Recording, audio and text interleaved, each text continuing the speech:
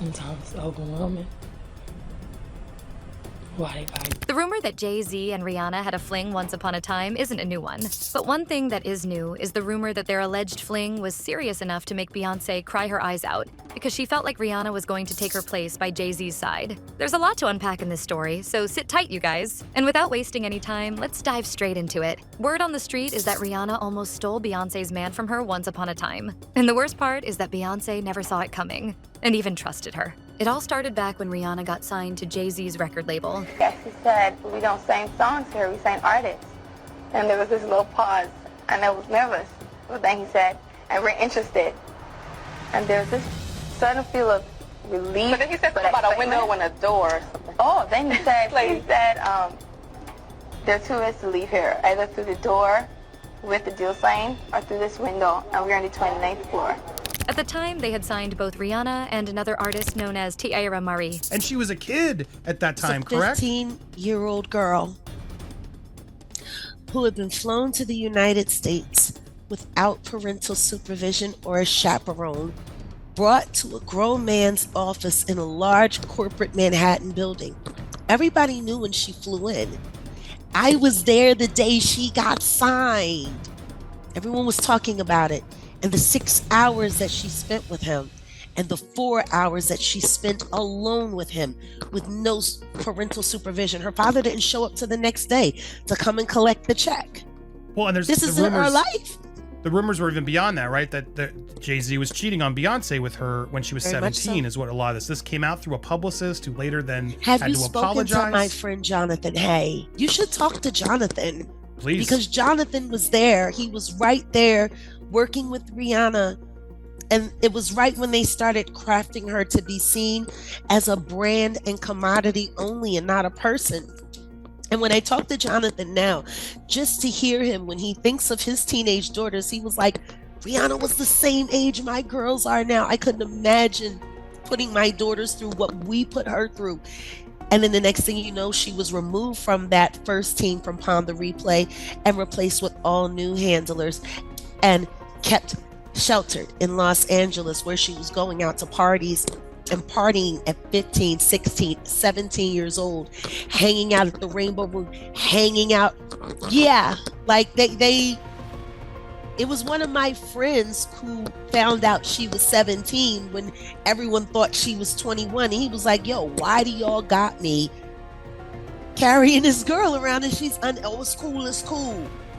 Well, but just to echo and support you, like they had to debunk that. Oh, we apologize. It wasn't real. We made it up. You see, when they signed Tiara and Rihanna, the label had every intention of fronting Tiara as the face of the label, meaning that Rihanna probably wouldn't have gotten as famous as she did. Then, Beyoncé allegedly came into the mix and changed everything up because she felt like Tiara was too big of a competition for her. She was scared that Tiara wouldn't just take her spot in the entertainment world, but would also take her man. But while I still have you, we're talking on this topic, let's talk about the ages, because he was after Beyonce when she was before 18, correct? I mean, as we go through the timeline, they claim, oh no, I met him at 18 and then we waited till I was 19, but they knew each other when she was like 15, 16, correct? He clearly had eyes, and it's not the only one, right? There's Aaliyah as well. I was looking at these photos. There's a history but of this, Aaliyah, right? definitely. A lot of people don't realize the timeline. But after everything went bad with Robert Kelly and he had to divorce Aaliyah, Jay-Z was interested while she was still underage. And as she started spending more time in New York, he was very, very, very right there. She didn't want that. She didn't want that with him. And if there's one thing I can tell you about Sean Carter, being embarrassed and being rejected are things he does not handle well. You know, a lot of people say, oh, you're crazy. He didn't do anything to Big L. He didn't do anything to Lamont Coleman. But I think people tend to forget, if Dame had successfully signed Lamont to Rockefeller, we wouldn't even know about Reasonable Doubt. It would have stayed a cult classic, probably sold 750,000. If Lamont Coleman had signed to Rockefeller, he would have been the star. He's always removed anything that can make him look as average as he is. I don't know how many times they used to tell the story, oh, he has a photographic memory. He remembers all of his lyrics, yet he's always had a teleprompter in the floor at his shows.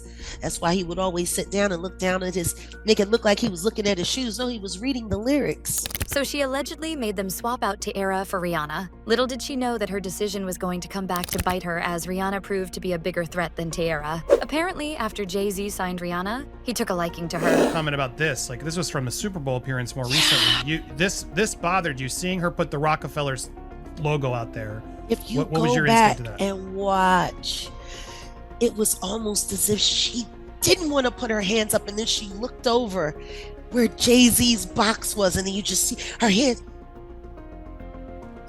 She look at her. She's looking at his box. She didn't want to do it. She didn't even want to do that gig. But the hold, especially the financial hold with the companies and all of the money and all of the strings that he pulled to. He treats these women like shell corporations. And at one point, he allegedly preferred her to Beyoncé, to the extent that when he went to certain events, he had her in his arms and not Beyoncé. And according to the latest round of rumors going around, there was a time when Jay-Z took Rihanna to a party where Beyoncé was actually all lovey-dovey with her in front of Beyoncé, without a care in the world. I ran into you somewhere, and Rihanna she had really never even been heard of at this point. And you walked up to me and said, that's my artist. And I was struck by that. I'd never forget those words. That's my artist. And you were proud, man. And you were like, wow, this is a discovery of mine. And then she exploded. And then, she lit up. How hands-on are you in terms of managing her career? Well, we actually manage her now. We didn't manage her in the beginning. I signed her as an artist on Def Jam. How'd you know? Where do you meet? Where do you find a girl like that? She actually walked into my office. She has a lawyer, Scott Felcher, and he knew Jay Brown, who works with me, and they made the introduction. He played him this song, Upon the Replay, which was her first single she had already.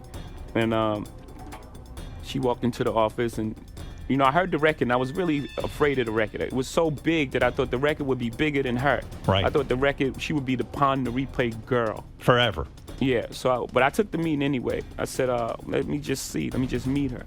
And beautiful when girl. I met her that day, I knew she was a star. Like, just her look, the way she walked into a room and her confidence, and she performed in my office. And she was, what, 17 years old at that point? She was 16. 16, and she has the confidence of it. She's like an old soul in a sense, right? Absolutely. So she walks in your office, and what, she just belts out a tune? Belts out a tune, she performs, and I tell her, there's no way out of this office. I signed her that day. Wow. When she's your artist, she must be generating a fortune, right? Yeah, well. I mean, if you retired tomorrow, you could just run her career and make a ton of dough. Am I correct? No. I'm wrong? No, I have expensive taste. Oh, you do? Apparently, Beyoncé couldn't believe her eyes. And the only thing she could do about what was happening was cry uncontrollably. And the only person who could calm her down was Solange. But that didn't make much of a difference because the damage had already been done. This sequence of events lines up perfectly with something that was written in J. Randy Taraborelli's biography of Beyoncé titled Becoming Beyoncé. The book claims that Beyoncé and Jay-Z had briefly separated in 2005, which lines up perfectly with when Jay-Z had met Rihanna and started taking her around town instead of Beyoncé. According to Randy, the situation got into Beyoncé's head so badly that the only thing she could do was take a break from Jay-Z. This break ended up only lasting a year before they got back together. Now, during that time, when the news of Jay-Z and Rihanna's alleged affair was really hot, Rihanna's former publicist, Jonathan Hay, stepped up to take the blame for what happened, and he tried to hide the truth. Thank you. Dad, I know I promised you I'm gonna give you my first Grammy, but we might have to fight for this one. She said she wanted to thank everybody for her first Grammy. Anyway, I'd like to thank Jay-Z for being a part of this record with me. She'd like to thank Jigga Man for being the greatest in the world. Ellen Reed, Steve Bartles, Tata, Jay Brown, Karen Kwok for finding this amazing record. Tricky, Dream for writing such a beautiful record. Thank you, I love you guys. Mom, Dad, my 2 brothers, Rory and Rajad. Please wrap up, okay? Barbados, I love you. We got one. Evan Rogers, Carl Sturken, Mark Jordan, Krista. Making sure I don't forget anybody. Thank you so much. This means a lot. But everything got exposed eventually. According to him, the whole affair story between Rihanna and Jay-Z was nothing but a PR stunt that he did to help break Rihanna's song, Pon de Replay. Then he went on to use practically every tactic in the book, talking about how he didn't think the story would stick, but it did. Not only did it stick, but it also became a really huge thing. So big that it created a real problem for Beyoncé and Jay-Z, and hurt Beyoncé really badly. Jonathan apologized for everything. But I don't know about you guys. To me, this sounds a little too good to be true. And I'm not the only one who feels this way. Think about it. Even if we somehow ignore all the evidence that actually points to Jay-Z and Rihanna having an affair, why is it that a few years after all of that had blown over, Jay-Z was thrown into the mix once again, this time for having a role to play in Rihanna and Chris Brown's infamous 2009 breakup? This happened to me. I didn't cause this. I didn't do it. This happened to me, and it can happen to anybody. There are a lot of women who've experienced what I did, but not in the public. So it made it really difficult. I just felt like, oh my God, here goes my little bit of privacy, just exposed. Like, it's something that nobody wants anybody to know. So here I am, the whole world knowing. Why be ashamed? Because I didn't want people to think that that's the kind of person I fell in love with that person. That's embarrassing. That's embarrassing that that's the type of person that I fell in love with. Back then, the story we were all given was that Rihanna had confronted Chris about an alleged affair he was having with someone else while they were still together. The confrontation went wrong, and before anyone knew what was happening, Rihanna was hurt. But rumor has it that this isn't the real story. And the real story isn't as straightforward as they tried to make it out to be. Allegedly, Jay-Z was still seeing Rihanna on the side even after she had gotten together with Chris. And somewhere along the line, Jay-Z gave Rihanna an STD, and Rihanna allegedly gave it to Chris. Supposedly, Chris confronted Rihanna about it when he found out what had happened. Then they got into this huge fight because Rihanna felt embarrassed that he was bringing up a very private topic like this in public. One thing led to another.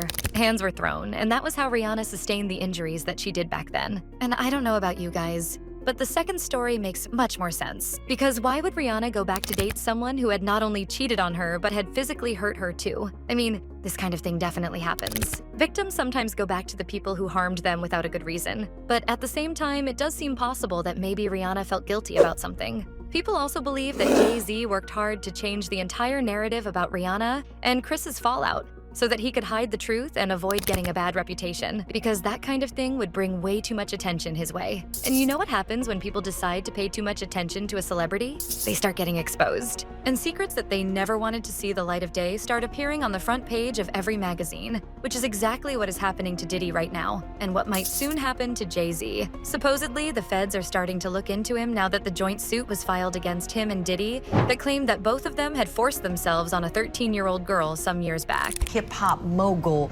Jay-Z.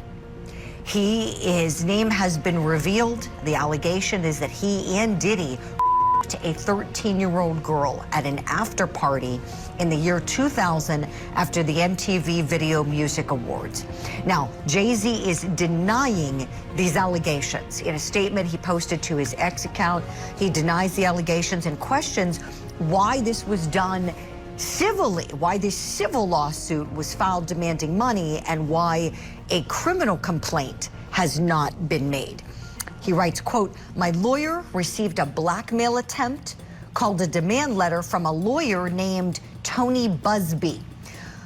What he had calculated was the nature of these allegations and the public scrutiny would make me want to settle. No, sir, it had the opposite effect. It made me want to expose you for the fraud you are in a very public fashion. So no, I will not give you one red penny." End quote. So that was what Jay-Z said publicly on his X account.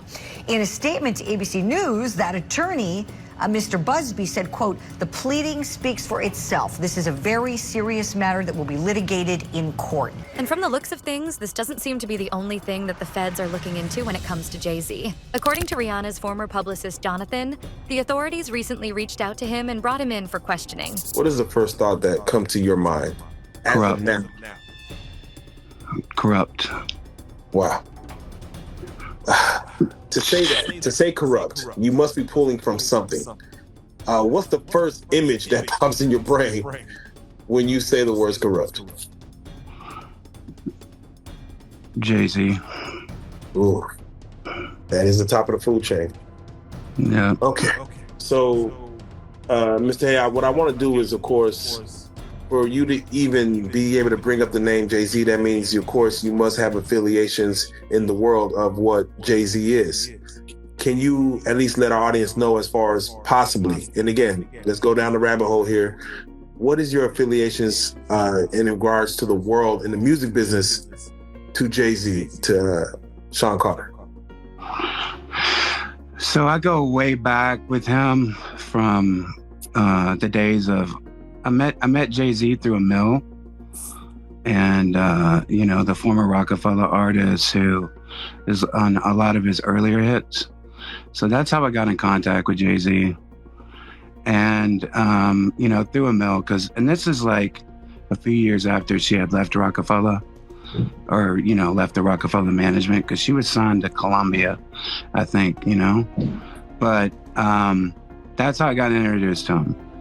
Right. And then when I started to work and we would talk on his T-Mobile two-way pager. I would hit him and, he'd hit me back about a mill and, the projects that I was doing at the time. And I would pitch him some stuff, yada, yada, yada, yada. The feds told him that they were investigating Jay-Z for allegedly engaging in intimate activities with Rihanna and transporting her over international borders when she was underage. When Rihanna came out with Pon de Replay, and I was pitching Pon de Replay to journalists, the first journalist that hit us back was this woman from MTV. Her name was Jennifer Vineyard, and she worked for MTV News. She told me, she was like, if you can get, Rihanna was completely unknown. She was like, if you can get a quote from Jay-Z, then we'll run the story.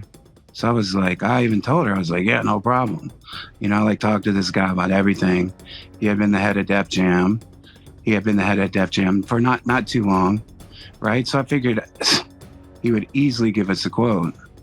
And, he completely snowballed. He snowballed me. He wouldn't give us a quote about Rihanna. He wouldn't do anything, for her in the beginning. So then I'd go back to Jennifer Vineyard and be like, I can't get a quote from Jay. Obviously, I didn't say that. I was like, he's just real busy coming into his, position at Def Jam, yada, yada, yada. According to Jonathan's story, they said that she wasn't the only one and that there were other girls who had fallen victim to Jay-Z. Being around so many people in the industry who've experienced the same thing, it's just, and honestly, he needs to be in prison, and hopefully, with the stuff that, people like Jaguar, right, is speaking out about, stuff that I'm speaking out about, hopefully that can get some eyes on some kind of,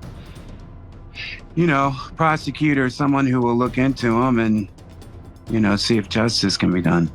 Yeah, we've seen the same thing happen with R. Kelly as far as just... Exactly. You get the right person to look in the right direction. Something may stick. So you, as is listed, if someone was to Google your name, Jonathan Hay, they'll see, you're as an American publicist and record producer. You start off as a publicist or a producer, or? A publicist. Okay. For those that don't know what a publicist is, because a lot of cats don't know, can you explain what a publicist's job is? So the publicist's job has changed now a lot, and in 2024 with social media being so, prevalent, and artists are more in control, the newer artists and stuff. But publicists used to be the spokesperson, for the artists.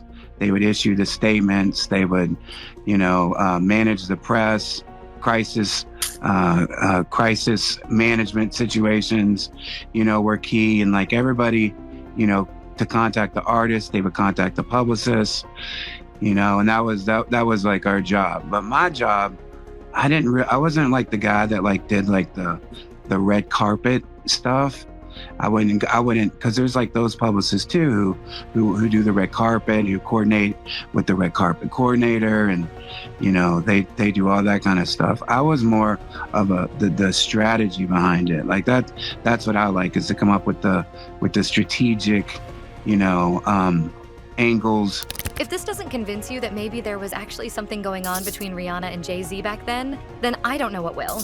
We'll say both you, Jaguar, others, let's say, like, you know, I don't want to speak on the victims right now, but just for you and Jaguar, what would you say for those that might say, hey, you have a vendetta to pick with either Jay-Z, with either Diddy, or whoever it is? It seems like Jay-Z is a target as of now.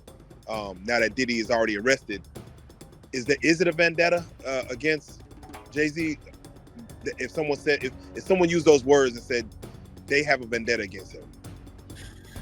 Well, for sure, it's a vendetta. It's a vendetta for to speak for the people who can't speak, for the victims who can't say anything, who are scared, who are living in fear, who have been traumatized. So I don't know if vendetta is the right word. I'm definitely angry about it, and I definitely am just not gonna not say anything. Like when I started speaking out, I didn't know it would turn into so much, and I didn't know that it would turn into so many people reaching out to me, you know, offering support and encouragement and talking to their stories and sharing their pain and sharing their trauma. So now it's deeper than that, because now I feel responsibility and an accountability for all these people that have been wronged by these celebrities. And there's this awkward interview where Beyoncé was asked about Rihanna. Your husband, Jay-Z, had a lot to do with Rihanna's early career. And back in February, he said he thought everyone should support her in that mess with Chris Brown. How do you feel about that whole thing? Well, I think she's doing a lot better. She is such a very talented woman and very smart. And I think it's really important in those times of need that people give people their privacy. So all you can do is pray and you know, leave it up to the people around her and her to make great decisions, and she has and she will, and you know, I'm here to support her as well as all of my family. She's like family to me, and all of Jay and all of my family. But anyway, what do you guys think about all this? Do you think that Jay-Z actually took advantage of Rihanna? Or do you think all of this is just hearsay and that he'd never do such a thing? Let me know what your thoughts are in the comments below.